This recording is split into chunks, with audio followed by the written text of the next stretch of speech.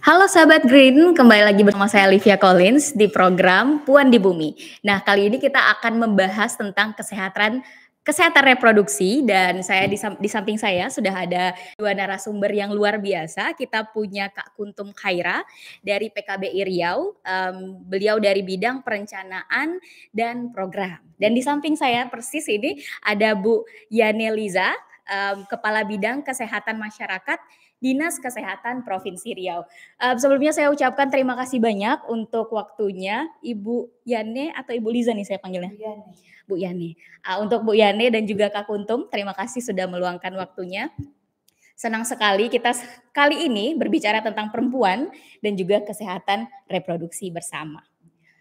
Sebelumnya mungkin kita pengen ngomong kesehatan reproduksi itu apa sih sebenarnya? Mungkin bisa dijelaskan sama Bu Yani, silakan Ibu. Baik, Kak. Siapa namanya? Saya Livia. Ya, baik, Kak Livia.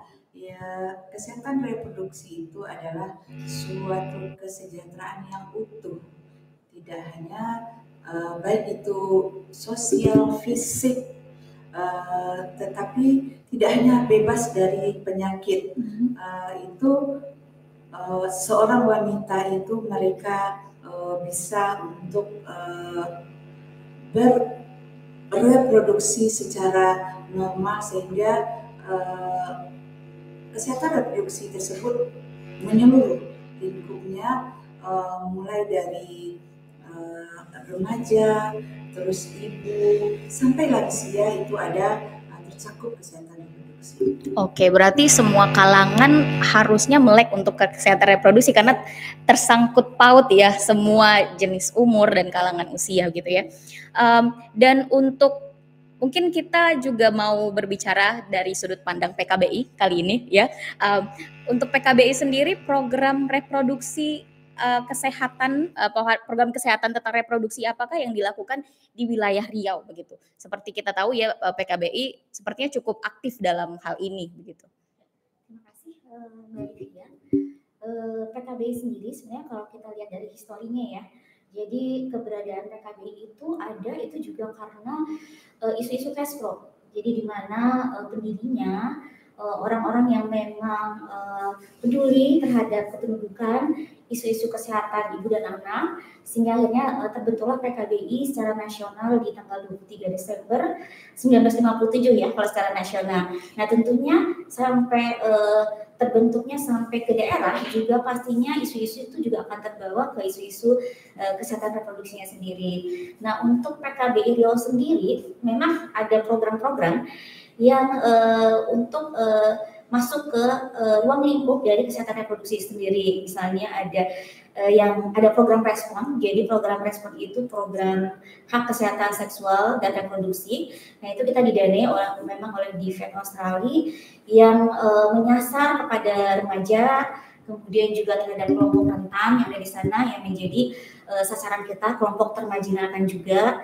Kemudian juga ada program stunting di sana yang juga pastinya yang peduli terhadap kesehatan ibu dan anak ya untuk pencegahan stunting juga. Kemudian juga ada program HIV/AIDS juga yang terkait isu-isu kesehatan reproduksi yang terkait dengan infeksi menular seksual ataupun HIV itu yang menjadi sekarang sebagai programnya yang ada yang memang kebetulan didanai oleh funding yang konsen terhadap untuk isu-isu ekspor tersebut. Oke, nah kita udah dapat point of view tentang bagaimana kesehatan reproduksi dan permasalahannya yang ada ya dari PKBI. Untuk Ibu Yani sendiri nih, bukan menurut Ibu sih, tapi sesuai dengan data yang ada ya di Dinas Kesehatan Provinsi Riau, apa saja permasalahan yang ada di masyarakat terkait dengan kesehatan reproduksi? Baik Mbak, sesuai dengan yang telah diuraikan oleh Mbak Kuntum dari PKBI tadi, permasalahan kesehatan reproduksi yang ada di Provinsi Riau sebenarnya sama secara nasional, dimulai dari tadi saya sudah mengulas kesehatan remaja, kemudian juga penyakit infeksi menular seksual, kemudian juga kesiapan dari seorang wanita atau calon pengantin untuk dia menjalankan fungsinya sebagai usia yang produktif dia akan menjadi seorang ibu, kemudian akan melahirkan anak. Jadi keterkaitannya ke sana juga nanti ke stunting, ujung-ujungnya ke stunting. Jadi Dinas Kesehatan Provinsi Riau program-programnya mulai dari menyiapkan, mulai dari edukasi itu dimulai dari remaja tersebut. Tentu kita mempersiapkan tentang edukasi seksual, bahwa sekarang untuk edukasi seksual itu bukanlah sesuatu hal yang tabu. Sedini mungkin malah dari anak-anak kita sudah mengajarkan itu yang namanya edukasi seksual, sehingga anak memahami ini perempuan, ini laki-laki, anak perempuan seperti apa. Itu adalah yang secara dini. Tetapi kalau kepada remaja tentu kita akan mengedukasi mereka supaya tidak berhubungan seks yang bebas, dampaknya apa, penyakit-penyakit yang timbul. Jadi program-program tersebut di Dinas Kesehatan mulai dari pencegahan termasuk dalam penanganan seperti infeksi seksual tersebut, termasuk HIV. Di sini kita mulai dari pencegahan sampai penanganan, dan juga seringkali dari penderita HIV tersebut mereka sebagai duta dalam memberi edukasi di tengah masyarakat. Terkait ibu-ibu juga kesehatan reproduksi, kita mulai dari calon pengantin, kita dilakukan screening layak hamil namanya, Mbak. Apakah ini seorang ibu tersebut, sebenarnya screening tersebut dimulai dari remaja putri. Remaja putri sebagai seorang calon ibu, mereka harus dipersiapkan bahwa dia siap. Dari remaja itu dijaga kesehatannya, salah satunya screening anemia. Kemudian yang mana sekarang program pemerintah adalah remaja putri harus meminum tablet tambah darah supaya untuk pencegahan anemia. Kemudian tadi kesiapan seorang ibu untuk setelah dia mau menikah dilakukan pemeriksaan kesehatannya, apakah dia tersebut, seorang ibu tersebut dah layak untuk hamil. Seandainya dia secara screening kesehatan dia belum layak hamil, bukan berarti dia tidak boleh nikah ya Mbak. Iya. Tetapi kita memberi edukasi bahwa tunda dulu kehamilannya. Dengan dilakukan intervensi namanya, apa upaya untuk meningkatkan kesehatannya. Kemudian ada lagi saat dia sudah hamil, kita harus ada ketentuan bagaimana selama hamil, berapa kali, 6 kali pemeriksaan kehamilan, minimal 2 kali dengan tenaga kesehatan. Maksudnya di sini melakukan USG, yang mana pada saat ini USG di seluruh puskesmas insya Allah Provinsi Riau sudah ada. Berarti seorang ibu hamil bisa untuk melakukan USG di puskesmas. Kemudian apa? Kalau ditemukan di dalam kehamilan tersebut ada ibu hamil kekurangan energi dan protein, itu kita harus memberi edukasi apa yang harus dilakukannya. Dan juga dari pemerintah ada namanya pemberian makanan tambahan untuk ibu hamil kekurangan energi kronik. Nah, itu udah ada di setiap kabupaten kota. Kemudian juga ada faktor-faktor resiko yang harus diperhatikan di dalam masa kehamilan. Kalau seorang ibu hamil ada faktor risiko, itu harus diawasi oleh tenaga kesehatan. Persalinan pada saat ini tidak dibenarkan lagi di rumah, harus oleh tenaga kesehatan dan di pelayanan kesehatan. Nah, itu untuk seorang ibu hamil. Termasuk saat dia sudah melahirkan, berapa kali dia harus pemeriksaan ke tenaga kesehatan. Dan juga untuk lansia mungkin ada juga kesehatan reproduksinya, bagaimana mereka untuk bisa sehat di usia lansianya, dan juga terhindar dari penyakit-penyakit seperti kanker. Itu adalah edukasi dan screening yang perlu dilakukan oleh tenaga kesehatan dan tempat memberi pelayanan kesehatan. Itu sih Mbak. Oke, wow, seneng banget sih saya pemaparan dari Bu Yane tadi, sangat amat kompleks dan mencakup segala hal gitu ya di pembahasan tadi. Tapi sebenarnya kita tadi juga berbicara program-program pemerintah yang ada apa saja, dan sepertinya sudah mencakup banyak hal-hal yang harusnya dipreventif dan juga diberikan layanan oleh pemerintah. Jadi sudah banyak sebenarnya. Tapi mungkin sayangnya belum banyak orang yang melek ya Bu ya dengan kesehatan reproduksi sendiri. Itu sebabnya ada PKBI dan juga Dinas Kesehatan yang selalu memberikan sosialisasinya begitu. Saya mau ke Kak Kuntum dulu. Sebenarnya menurut pandangan PKBI sebagai sebuah lembaga gitu ya, kenapa kita harus tahu kesehatan reproduksi? Walaupun tadi Bu Yani sudah menjelaskan sangat rinci sekali, tapi kenapa masyarakat harus aware akan ini? Kenapa Kak gitu? Ya, terima kasih. Sebenarnya juga seperti yang disampaikan Bu Yani di awal ya, bahwa kesehatan reproduksi itu kan tidak hanya persoalan kesehatan secara fisik saja atau sakit saja atau kecacatan saja, tapi juga terkait mental, terkait sosial yang harus diperhatikan, karena itu juga akhirnya ketika kita mungkin mengawal di hulunya dengan anak-anak remaja, nah nanti kedepannya kita juga akan membentuk mungkin keluarga-keluarga yang memang bertanggung jawab terhadap kelahiran, terhadap kehidupannya, kemudian juga terhadap dengan pendidikannya. Nah itu kenapa hal itu juga menjadi penting. Nah tentunya kalau kita berbicara kesehatan reproduksi sebenarnya tidak terlepas juga dari tentang HKSR ya, jadi kesehatan seksual dan kesehatan reproduksi, karena di situ pastinya ada 4 elemen. Jadi bagaimana kesehatan seksual, juga bagaimana penghargaan terhadap seksualitas seorang yang terkait reproduksinya, misalnya bagaimana juga dia secara hak bisa menentukan siapa yang menjadi pasangannya, gitu. Kemudian secara reproduksinya juga tadi bahwa juga punya hak untuk mengatur kelahirannya, jumlah anak, itu menjadi hal yang penting ya. Nah kalau di PKB sendiri, kalau misalnya isunya memang, karena tadi disampaikan Bu Yani juga ya bahwa kalau di teman-teman mungkin dari Dinas Kesehatan itu kan ada preventif, ada kuratif ya. Kalau kita kan lebih ke arah preventif, jadi bagaimana kita mengedukasi remaja dan masyarakat terkait isu-isu cash flow itu seperti apa dan kenapa mereka ini menjadi penting untuk mereka pahami. Nah misalnya kalau di program, jadi kita sebutkan tadi bahwa kita juga ada program respon yang memang menyasar kepada remaja. Jadi di situ adalah kita akan melakukan konseling. Jadi kita punya konselor sebaya.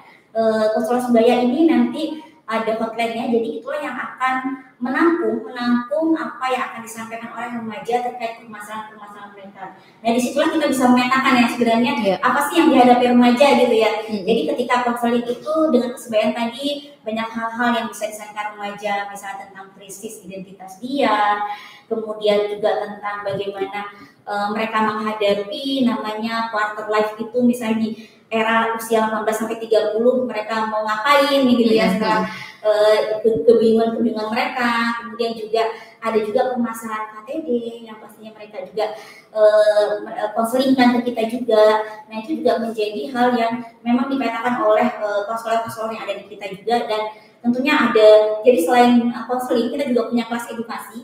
Jadi sebenarnya pertama diawali kelas edukasi dulu untuk semua kelompok. Jadi ada kelompok remaja sekolah, kemudian ada kelompok remaja yang bisa disabilitas, kemudian juga nanti masuk juga kepada kelompok rentan selain remaja. Kita juga karena memang ada terkait program HIV jadi kita juga menyasar pada kelompok rentan seperti pekerja seks perempuan, karena di sini juga secara ini mereka juga rentan terhadap hal-hal misalnya HGBV atau kekerasan berbasis gender bagi pekerja seks perempuan itu sendiri. Kemudian juga ada hal-hal terkait IMS, nah itu juga menjadi konsennya kita, sehingga itu banyak konseling-konseling yang masuk ke kita, dan itulah yang menjadi awal titik poinnya kita untuk men-screening pastinya apa-apa yang dihadapi oleh remaja tersebut. Nah kalau terkait program stunting, memang kebetulan kita juga menyasar program stunting, yaitu yang kita petakan itu permasalahan-permasalahan bahwa banyak hal yang miss di HPK 1000 hari pertama kehidupan, kan gitu ya Bu ya.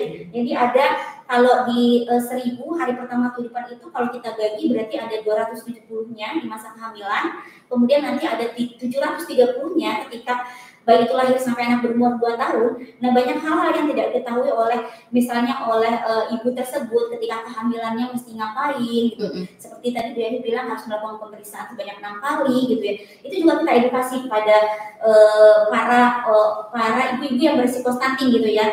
Kemudian ketika dia melahirkan, apa yang dia harus lakukan, dari mulai inisiasi menyusui dini, kemudian ASI eksklusif, MPASI, nah dan termasuk juga praktek-praktek pemberian makanan tambahan. Karena sebenarnya kalau kita lihat akar permasalahan stunting ya, itu bukan hanya persoalan karena mereka tidak bisa akses terhadap sumber gizi gitu. Bisa jadi mereka sebenarnya punya pendapatan yang bisa beli makanan-makanan bergizi, aksesnya ada, namun pengetahuan tentang praktek pemberian makanan tambahannya juga nggak bagus, tidak. Artinya bagaimana mereka memberikan makanannya dengan cara apa itu kan juga menjadi hal yang penting ya untuk tidak terjadinya stunting.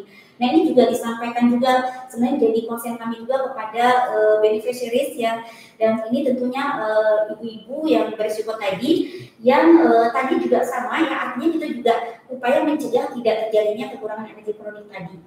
Oke, menarik sekali. Kemudian selanjutnya yang bikin saya penasaran dari pemaparan Kak Kuntum dan Bu Yani tadi adalah kalangan seperti apa sih yang seringnya mengalami memiliki resiko cukup besar untuk mengalami permasalahan cash flow yang disebutkan. Mungkin bisa dijabarkan dari yang tadi stunting itu kalangan seperti apa dan HIV/AIDS yang disasar seperti apa, mungkin seperti itu ya. Baik Mbak, sebenarnya kalau kita lihat kalangan apa yang berisiko dengan masalah kesehatan reproduksi, sesuai dengan yang telah saya sampaikan tadi, semuanya kalangan berisiko. Oleh sebab itu kita memulai dari sesuai dengan kata Untung, kita pencegahan, jangan sampai masalah itu sudah terjadi, sehingga kita tahu promotif itu lebih baik daripada preventif. Berarti kita pencegahan lebih baik dari pengobatan atau tindakan-tindakan yang lain. Semua kalangan berisiko, seperti kita mulai tadi remaja. Remaja itu banyak sekali resiko kesehatan reproduksinya. Kalau yang kita anggap sederhana seperti anemia pada remaja. Anemia pada remaja mungkin kita tidak melihat remaja itu sakit, tetapi dampaknya jangka pendek, mereka gairahnya kurang, semangat belajar kurang, otomatis daya tangkapnya akan lemah, konsentrasi belajar kurang. Itu yang jangka pendek. Tapi kalau jangka panjang, kalau anemia dibiarkan dalam jangka panjang, nanti dia akan menjadi seorang ibu seperti yang telah kita uraikan tadi untuk usia remaja. Apalagi untuk seorang wanita usia subur, dia sudah menjadi pasangan usia subur, seorang wanita yang sudah berkeluarga, itu sangat besar sekali resikonya, termasuk kepada angka kematian ibu, angka kematian bayi, dan stunting tadi yang telah kita bahas. Ya, kemudian juga kepada mungkin kalau kita berbicara infeksi menular seksual seperti HIV/AIDS, itu segala kalangan bisa terkena, termasuk remaja juga. Kita mungkin kalau kasus HIV itu yang kelihatan mungkin di luaran kita tidak mengetahui, termasuk juga kami di kalangan kesehatan, kami tidak mengetahui juga, mungkin ada di antara lingkungan kami yang terkena infeksi seperti infeksi HIV dan penyakit menular seksual lainnya, karena itu sangat tertutup. Edukasi itu di semua kalangan itu harus kita berikan. Kepada remaja juga kita lihat itu resiko kehamilan di luar nikah, dan juga tindakan aborsi itu juga sangat tinggi sekarang.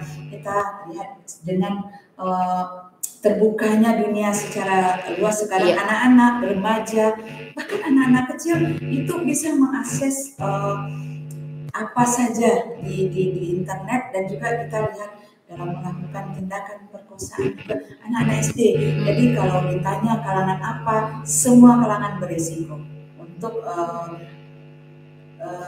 masalah kesehatan reproduksi. Oke. Kemudian saya kayaknya mau bertanya yang sama kepada Kak Kuntum ya. PKBI pasti pernah menangani dan sering menangani kasus-kasus cash pro. Seperti halnya masyarakat apa yang punya resiko paling tinggi biasanya memiliki permasalahan cash pro? Apakah ada pendapat yang berbeda atau mungkin sama Bu Yani, gimana? Kalau secara resiko itu sama kasih dari semua orang beresiko ya. Cuma mungkin ada kelompok yang rentan gitu. Yang rentan itu bisa jadi karena pekerja seks perempuan itu karena pekerjaannya dia jadi rentan untuk kena IMS ataupun kena kekerasan berbasis gender kan gitu ya. Kemudian juga remaja juga mungkin rentan karena di usia yang pubertasnya dia, di usia coba-cobanya dia gitu ya. Itu kan menjadi hal yang kelompok-kelompok rentan juga ya untuk di sini. Ya sama, kemudian kalau mungkin ini kan sesuai dengan programnya kita ya. Kemudian mungkin orang-orang yang memang berisiko yang stunting tadi itu menjadi kelompok-kelompok yang rentan untuk memang mesti kita artinya kita bagaimana bisa mengedukasi mereka dengan baik agar kerentanan mereka itu mereka paham dan jangan sampai mereka akhirnya menjadi misalnya yang belum IMS menjadi IMS, nah, gitu, atau yang belum stunting menjadi, atau ibu-ibu yang sedang hamil jangan sampai akhirnya menjadi melahirkan anak-anak stunting gitu. Seperti itu yang kita harapkan. Iya, oke. Berarti tadi ada banyak edukasi, sosialisasi yang dilakukan ya, langkah preventif. Kalau dari Bu Yani, permasalahannya mungkin dilihat di Dinas Kesehatan ya, hambatan apa yang ditemukan di saat melakukan mungkin edukasi itu? Pasti kan tidak semulus itu ya perjalanannya, mungkin boleh dibagikan. Apakah masyarakat menerima gitu loh di saat kita berbicara tentang ini? Sebenarnya hambatan-hambatan itu secara program selalu saja ada. Tetapi bagaimana kita strategi kita sebagai tenaga kesehatan untuk menghadapinya. Seperti kepada remaja, mungkin adanya remaja kalau kita bicara tentang seksual itu masih menganggap tabu. Tetapi sekarang sudah terbuka karena mulai dari sekolah dan juga kami tenaga kesehatan diberi akses karena sekolah untuk memberikan tentang edukasi kesehatan reproduksi. Tetapi kalau dalam penanganan masalah mungkin kalau edukasi kita mungkin sudah banyak sekali dengan internet banyak, tetapi dalam penanganan masalah itu masalah kesehatan reproduksi ini seringkali tertutup, masalahnya tidak kelihatan, sehingga di dalam penanganannya itu seringkali terlambat. Seringkali terlambat seperti ada penyakit menular seksual itu saat seringkali saya melihat di media sosial seorang dokter objin sudah berat padahal seorang anak sekolah mereka pasti sembunyi, dia tidak akan jujur menyampaikan kepada orang tua bahkan kepada teman, mungkin dia tertutup sehingga udah berat baru bisa, sehingga kita agak kesulitan dan mungkin bisa dalam kondisi yang sudah berat itu kepada remaja, kepada mungkin kepada wanita usia subur itu lebih, kalau di kawasan perkotaan mungkin kita jarang sekali dan mungkin persentasenya masih kecil seperti terjadinya kematian ibu, kematian bayi, tetapi untuk Provinsi Riau masih cukup tinggi angka kematian ibu, angka kematian bayi. Itu lebih kepada tingkat pendidikan dan juga tradisi yang menghambat untuk kita memberikan edukasi itu sehingga program-program kita agak sulit diterima, tetapi sebagai tenaga kesehatan selalu berupaya, yang mana praktek-praktek yang bertentangan dengan kesehatan seperti melahirkan tidak di tenaga kesehatan itu masih masalah. Terus juga karena banyak hal yang mempengaruhi permasalahan untuk kesehatan reproduksi ini, yang mulai dari sosial, ekonomi, tingkat pendidikan, faktor psikologis dan juga lingkungan. Kalau kita bahas satu persatu itu semuanya ada hambatan. Tingkat pendidikan mungkin memang masih banyaknya tingkat pendidikan pada wanita yang masih di bawah rata-rata, sehingga untuk memahami apa edukasi yang kita sampaikan itu agak rendah.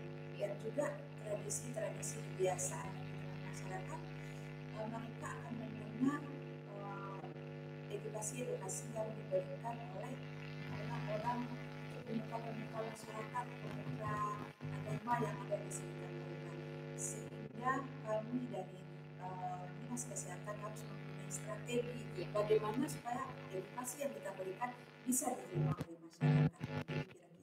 Boleh tahu strateginya apa, Bu? Iya, biasa ya. Baik, kita dalam memberikan edukasi tidak hanya dari tenaga kesehatan, tetapi kita melibatkan lintas sektor seperti ini organisasi-organisasi kemasyarakatan, kemudian juga lintas agama mungkin dari pihak masing-masing agama, termasuk agama Kristen kita melakukan pendekatan ke sana. Dan juga dalam screening layak hamil ini itu seluruh baik pasangan yang muslim non muslim itu dilakukan screening supaya kita satu persepsi, kita satu bahwa setiap pasangan yang menikah harus melakukan screening layak hamil dan dikeluarkan rekomendasi. Itu juga seperti dari lintas EPD, makanya dengan Kemenak ada suatu sinkronisasi program dari Kemenak menunggu rekomendasi dari kesehatan, pemberi pelayanan kesehatan baru mengeluarkan rekomendasi untuk seperti itu. Kita juga menggunakan PKK dan juga seperti LSN juga terlibat. Seperti kita lihat sekarang kan PKBI juga sangat berperan aktif dalam memberikan edukasi kesehatan reproduksi. Oke, luar biasa sekali. Nah, kita kembali ke PKBI gitu. Menurut saya tantangannya kurang lebih bisa jadi sama ya. Kemudian saya juga tahu PKBI punya terobosan-terobosan baru seperti kemarin waktu di CFD itu mensosialisasikan tentang Cash Pro bagi remaja dan ada aplikasi yang digunakan untuk download. Nah, itu transformasi seperti apa dan bagaimana cara PKBI ini akhirnya untuk bisa menyasar, karena kebanyakan juga anak-anak muda tidak sadar dengan ini gitu ya, untuk mencegah halangan-halangan yang mungkin ada di saat kita bersosialisasi atau mengedukasi. Ya, boleh silakan. Ya, sebenarnya kalau untuk upaya-upaya kita kan pastinya upaya pola-pola bagaimana perubahan perilaku. Nah, perubahan perilaku kan tidak bisa sebentar ya terjadi ya. Artinya orang untuk mengadop sesuatu bahwa hal yang dia lakukan atau bagaimana pola-pola baru ataupun yang baik yang akan dia lakukan itu juga butuh proses sampai dia mengadop. Begitu juga kan juga dengan remaja, sehingga kan strategi kita butuh sebenarnya peer, namanya kesebayaan, bagaimana sesama sebaya itu mengedukasi gitu. Nah, itu juga di kelompok rentan juga seperti itu. Jadi ada peer juga yang mengedukasi sesama mereka sebagai pekerja gitu ya. Nah, hal itu juga kita lakukan karena kita strategi itu kita harapkan dengan kesebayaan mereka akan lebih tahu, lebih mendengarkan dan mungkin juga mengalami sehingga tahu hal-hal apa buruk yang terjadi ketika dia tidak merubah perilakunya, kan seperti itu. Nah, kemudian kemarin juga memang ada program yang kita namanya kita punya program OKI. Jadi itu untuk program menstruasi. Jadi nanti anak-anak remaja putri itu bisa mendownload aplikasinya, kemudian dari situ dia bisa tahu kapan siklus menstruasinya. Nah, hal itu yang kita coba untuk bisa, dan tentu caranya dengan cara-cara yang menyenangkan gitu ya, agar remaja itu tidak hanya menstruasi itu biasa dihadapi remaja putri ya, tapi mungkin ada hal-hal lain yang mereka juga perlu tahu. Jadi itulah yang kita coba juga dengan aplikasi tersebut, bagaimana remaja putri juga aware terhadap kesehatan reproduksinya, terutama ketika menstruasi gitu.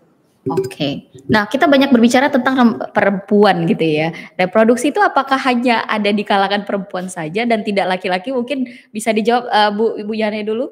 Silakan. Baik. Kalau kita berbicara tentang reproduksi tidak hanya pada perempuan, kepada laki-laki juga. Kalau hanya perempuan saja dia tidak akan menjadi reproduksi gitu. Jadi bagaimana, tetapi permasalahan yang sering terjadi adalah kepada perempuan. Makanya sering dibahas kesehatan reproduksi wanita. Kesehatan reproduksi laki-laki atau pria juga ada. Bagaimana dia sebenarnya ada keterkaitan di antara kesehatan reproduksi tersebut. Bagaimana seorang laki-laki dia harus sehat secara fisik juga, mental juga secara utuh, sehingga dia dapat untuk juga menunjang kesehatan reproduksi pada wanita atau pasangannya. Seringkali kita melihat dan kita sangat miris sekali di tengah masyarakat, wanita adalah menerima dampak dari kesehatan reproduksi daripada seorang pria, seorang pasangan suami istri, pasangan sah. Mungkin dia di rumah hubungan yang sehat, tetapi di luar itu pasangannya memiliki hubungan yang tidak sehat, itu bisa berdampak kepada pasangannya sendiri. Seperti ada seringnya kita mendengar dan kita sama-sama melihat bahwa seorang ibu yang menderita penyakit HIV sedangkan hubungan seksualnya sangat sehat hanya dengan pasangan suaminya saja, tetapi pasangannya lah yang mempunyai kebiasaan atau kehidupan reproduksi yang tidak sehat sehingga menimbulkan penyakit bagi pasangannya. Oleh sebab itu edukasi juga harus diberikan kepada para pria atau laki-laki. Oke, berarti memang dari dua sisi gitu ya kita harus melakukannya. Dan tadi kita sudah berbicara banyak tentang anak muda, pernikahan dini, misalnya kehamilan di usia muda gitu ya. Menurut PKBI, saya ke PKBI dulu, bagaimana cara yang tepat untuk, karena kan kadang pernikahan muda tuh nggak cuma tentang pernikahan saja, tapi juga culture gitu ya. Kultur kita pernikahan muda dan dini itu masih banyak terjadi, apalagi mungkin di daerah-daerah yang terpencil begitu. Bagaimana apa ya langkah yang bisa kita lakukan untuk address permasalahan ini? Ya, kalau kita lihat tentang pernikahan-pernikahan yang memang belum tepat di umurnya ya, artinya mereka sudah harus menikah dan sekarang ini sepertinya trennya itu malah ada artis atau selebgram yang mengawali dengan menikah muda ya. Itu artinya jadi tren juga untuk bisa diikuti. Sebenarnya kan ini juga pasti Bu Yani juga ini ya mungkin lebih paham di sini, artinya bahwa ini juga dilihat dari kesiapan secara fisiknya juga kan untuk menikah, secara mentalnya juga. Artinya juga ada standar umur yang pastinya yang ditentukan bahwa pada umur sekian si perempuan ini untuk secara fisik maupun mental memang siap menikah kan gitu. Akhirnya kan pendekatan edukasi yang memang kita sampaikan kepada anak tersebut atau mungkin lebih ke arah ke perempuannya ketika memang mereka menikah di usia muda, dampak-dampak apa yang akan terjadi, termasuk juga ketika dia anak remaja putri dengan misalnya dengan tidak tahu bahwa ternyata dia anemia berat yang kedepannya kan juga akan menyebabkan juga berpengaruh terhadap perkembangan janinnya juga ya, itu kesana juga perginya. Dan itu yang kita sampaikan, memang hal-hal seperti itu lebih ke arah edukasinya kalau memang ini hal yang dampak-dampak apa yang memang akan terjadi ketika usia tersebut belum matang mereka untuk menikah gitu. Merekanya dalam segi mental mungkin ya akan terjadi hal-hal yang mungkin belum bisa mereka kelola bersama gitu kan. Kemudian juga dari segi fisik, misalnya apakah benar-benar si perempuan itu sudah benar-benar siap untuk hamil gitu. Itu juga kita sampaikan ke remaja putrinya gitu. Iya benar. Dan sebelumnya Bu Yani udah berbicara tentang bagaimana sinergi Dinas Kesehatan dan juga Kemenak tadi ya, tentang bagaimana usia ini sudah bisa menikah atau segala macam gitu. Dan apakah ini bisa apa ya Bu sebagai solusi yang tepat dirasa, karena kan sudah berjalan cukup panjang ya pastinya ke apa namanya sinergi ini, apakah memang berdampak gitu akhirnya kita bisa menurunkan angka pernikahan dini pada anak gitu, gimana Bu? Tentu dari pemerintah telah, seperti kita ketahui, pemerintah telah menetapkan ada regulasi bahwa batas pernikahan sekarang, kalau dulu kita dengar 16 tahun ya Pak, kalau sekarang dinaikkan jadi 19 tahun. Ini aturan ini tentu harus kita jalankan. Yang pertama dilakukan adalah edukasi juga, edukasi baik itu ke remaja, baik itu kepada orang tua juga. Tetapi ada kalanya yang mungkin tidak bisa ditunda. Di dalam aturan juga telah ditentukan kalau pernikahan tidak bisa ditunda. Tentu ada juga edukasi seperti jangan hamil dulu, kalau bisa dia jangan serumah dulu begitu. Memang tradisi-tradisi yang ada di daerah, apalagi di pelosok-pelosok mungkin sulit, tetapi kalau kita lihat dari angka pernikahan dini, mungkin kalau ada kami dari Dinas Kesehatan tidak memiliki data pernikahan dini berapa, tetapi itu di Kemenak ada.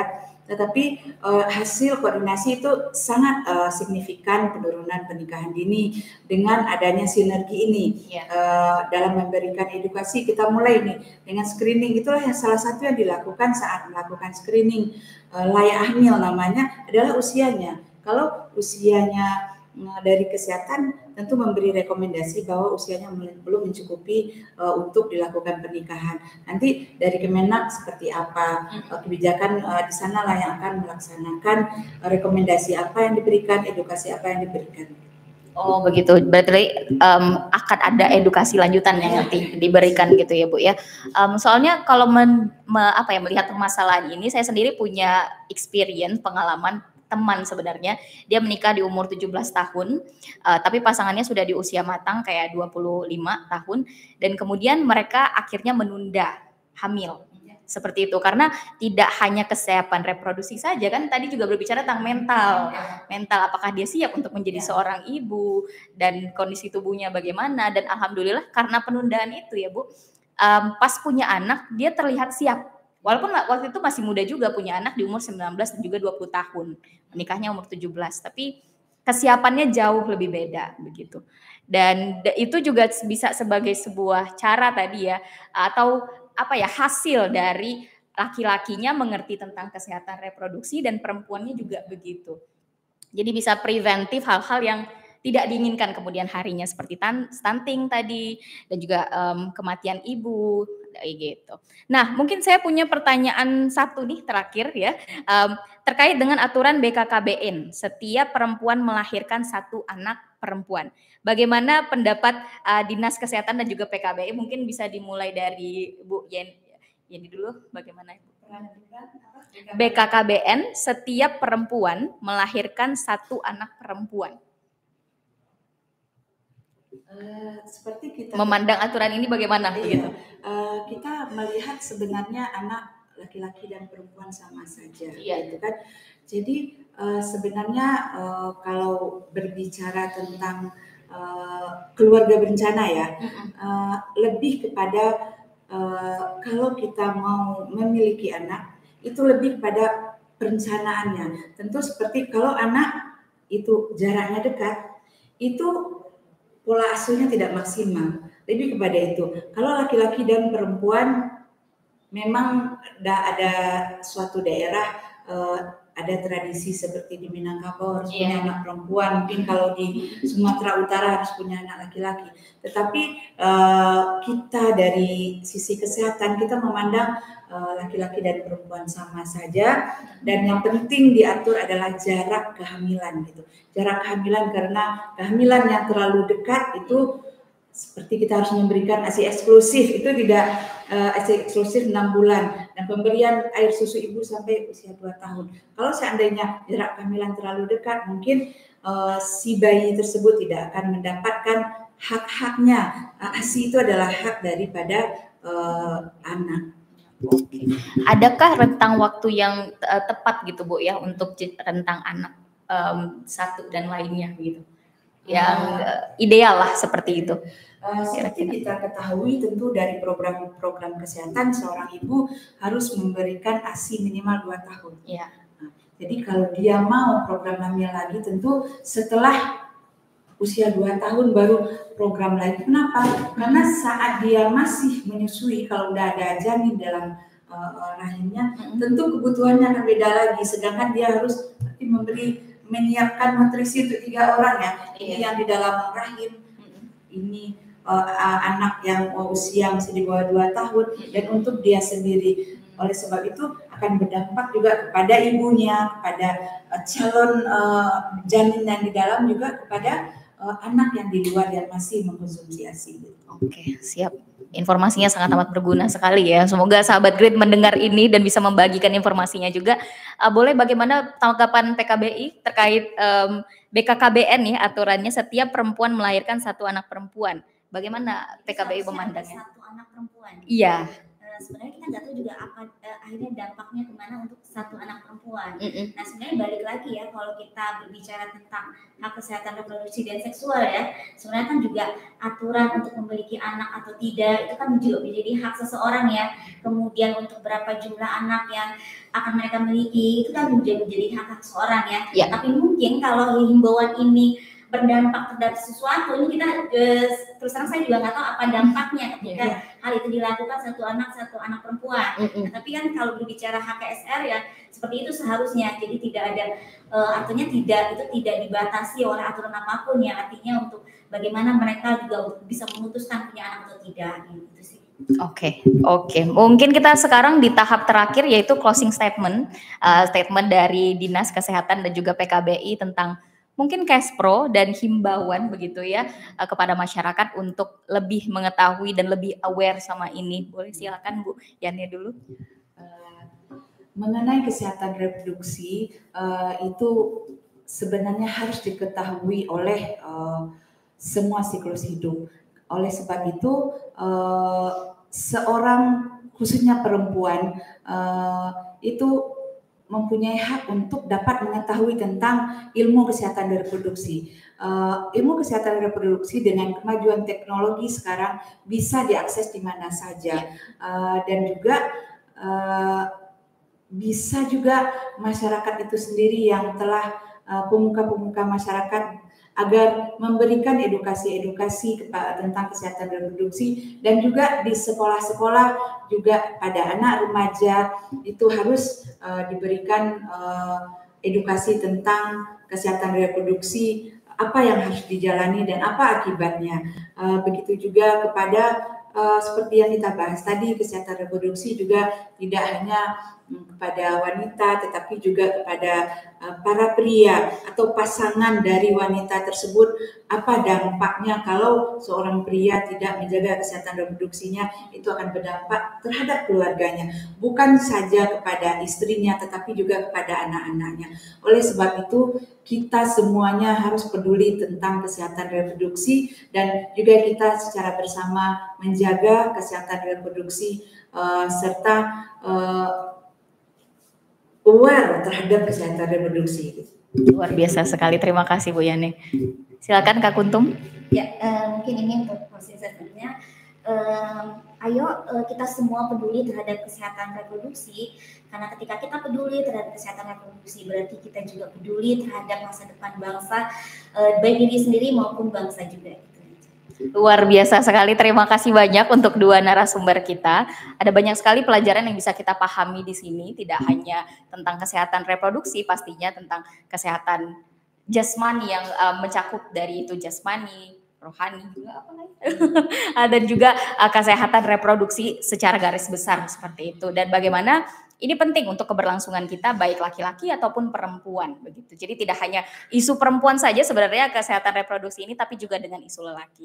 Semoga sahabat Green ada banyak pelajaran yang juga bisa dipetik kali ini, dan ini juga dinas terkait kita ada di sini dan juga lembaga yang terkait kesehatan reproduksi. Jadi teman-teman kalau misalnya tertarik untuk belajar lebih, pasti mereka juga ada platform yang bisa dikunjungi begitu.